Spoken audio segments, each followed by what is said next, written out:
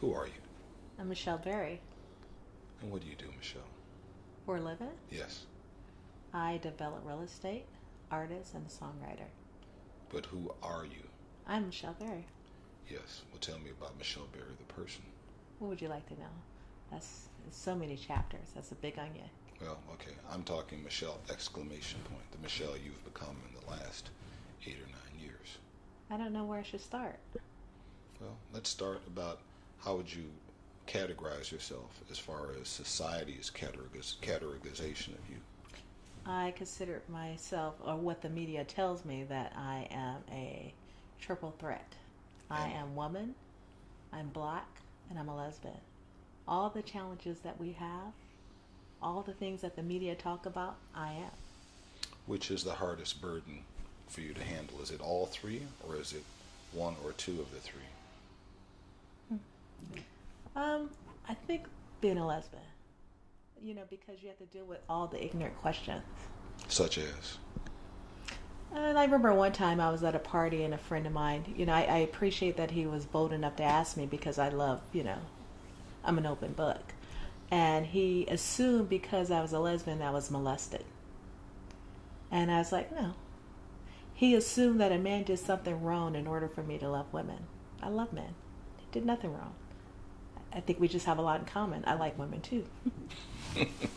Now, we talked about this before. Mm-hmm. Being a black lesbian is also a burden, but we're here in the Bay Area in San Francisco, which is supposed to be the capital city of sexual liberation, gay rights, and all that other thing. But you've had a double burden being both a lesbian and a black woman. Mm-hmm. How so? Why would that be the case in the San Francisco Bay Area? Because I'm still black, I think, and then I'm a woman, and it's really interesting because in the car business, a lot of times I just wanted to be Michelle, and sometimes when they knew your sexuality, you become gay Michelle, and I feel like my parents took out so much pride, to figure out what name they wanted to give me. My name is Michelle. I'm everything else before I'm sexual. So, as an assertive businesswoman, a lot of times if they know your sexuality, you're not shrewd anymore. You want to be a man. So it's like, do you really want to go around telling people? Because you just want to blend in, and if you stand out, you're only standing out because you're so good at your job, not because of your sexual orientation or the fact that you're black or the fact that you're a woman. A lot of times when things happen, I don't know what it is. I don't know why they don't like me. I don't know if it's because I'm black. I don't know if it's because I'm a woman. I don't know if it's because I'm a lesbian. I don't know. But what I do know is that I'm a fair person. I'm just a human being trying to get along with everybody.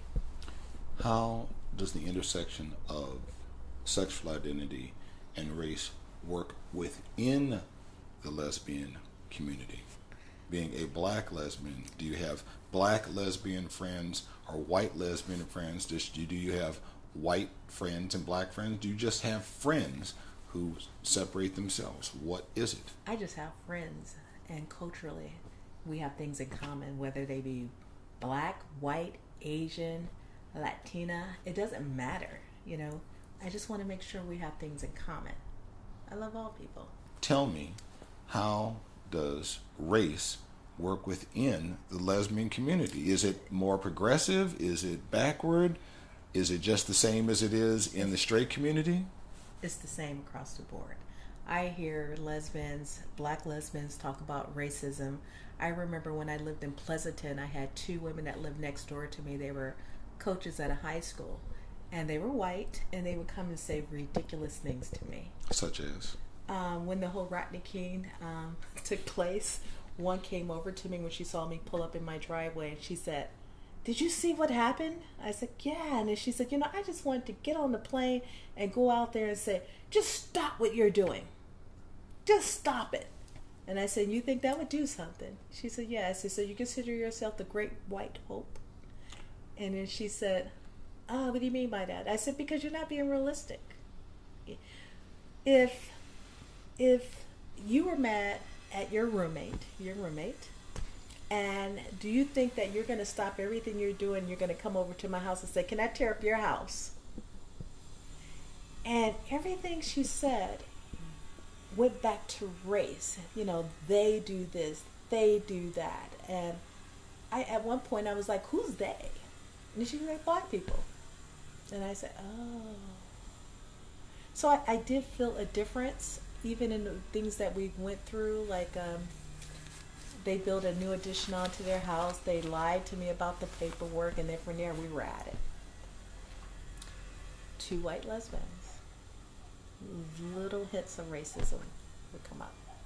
There's been a lot in the news recently about sexual politics, sexual orientation. Former Olympian Bruce Jenner went through a transformation and is now Caitlyn Jenner, and it's generated a whole lot of news. Some people see Caitlyn Jenner as a hero. Other people see Caitlyn Jenner as some sort of degenerate throwback, and there are other people who see Caitlyn Jenner as just another extension of the Kardashian family, people who are famous for being famous. How do you see Caitlyn Jenner personally, and how do you see Caitlyn Jenner as a standard bearer for a new sort of sexual politics? I think it's wonderful. I think it goes back to people just don't understand, and they want to put everybody in a box. On one hand, they say, God make no mistakes. And then when it's different, all of a sudden it's a mistake. You know, people got to figure out which way they want to go. I love that Caitlyn has the courage to follow through on what she believes and what she feels. She's not the first one. I grew up with a lot of people like that. And it was interesting when you were a kid and you saw that kid that you played with. You knew they were different. And you would just call them a sissy. And then as you evolved, you realize, what was going on all along. So Bruce said he felt that way when he was a kid, and you know, he lived his life for everybody else. He suppressed it. I remember I looked at him, and once I got his story, I thought about Forrest Gump. How when Forrest Gump got so stressed out, he just started running. He just ran, and he broke records, just like Bruce. I feel like Bruce was trying to deal with what was inside, and you know, maybe fighting for that manhood, you know, so he did everything, you know, so perfect. And I think it was just a fight within him to prove that he was a man because of this feeling that was inside of him that society said is not right. You don't have the right to feel that way. What about the exploitation angle? Now he was he was exploited. Brought some of this on when he was an Olympic decathlon champion. He was on the Wheaties box. He was endorsing everything. That was exploitation for his athletic achievements. But there are some people who frown upon what he's doing now with the Vanity Fair cover and the Arthur Ashe Award from ESPY, where apparently he demanded that he get an interview with Diane Sawyer, and that a commercial about his transformation should run during the awards, right after the award segment. There are people who feel like he's monetizing something which is not really what they see as an achievement. How do you feel about the whole argument about monetization and exploitation? I think Caitlyn, she is the billboard for transgenders. I think what she's doing is wonderful. It takes a lot of courage. People don't understand. It's just different, that's all. And I think that she realized she's in the best position to do it. So the more exposure, the more people become comfortable. I get it. I think it's wonderful. It doesn't give you any problem at all because, for example, there was another transgender person who was in the news about a year or 2 years ago.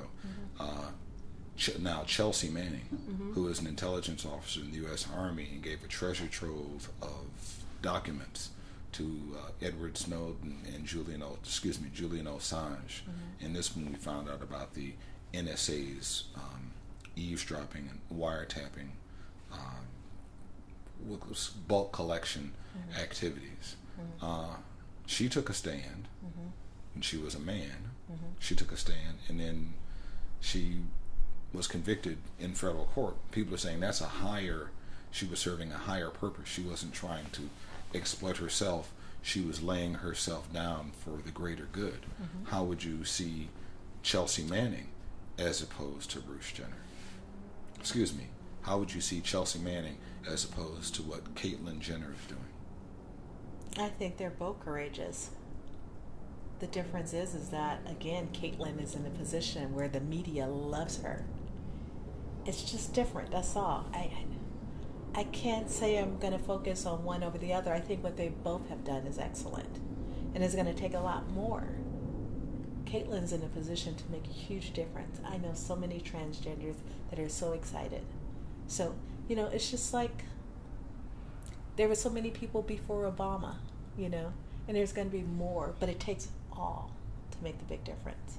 Well, that's what the next question is. How far have we come in your lifetime? When you were a little girl, 5 years old, 6 years old, when you were starting to... Stop. Oh, emotional.